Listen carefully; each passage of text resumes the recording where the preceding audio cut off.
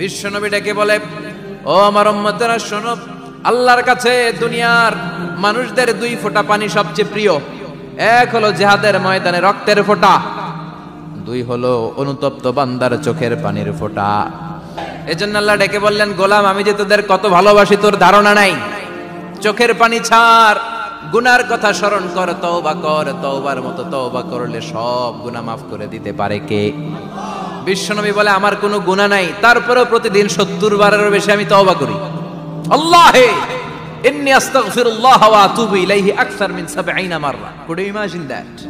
কল্পনা করছেন কোনদিন যে নবীর গুনাহ নাই, ওই নবী তওবা পড়ে প্রতিদিন 70 বার, আকসার 70 বারেরও বেশি। আমার পড়া দরকার কয়বার? আপনার পড়া দরকার কয়বার? বিশ্বনবী 70 বারের বেশি বললে আমাদের পড়া দরকার কয়বার? আর আমরা প্রতিদিন পড়ি কয়বার? কথা কন। আমাদের ভুল হবে, ভুল হতে সমস্যা নাই, ভুল হওয়াই মানুষের স্বভাব, কিন্তু ভুল হওয়ার পরে ভুলের উপর অটল থাকা যাবে না।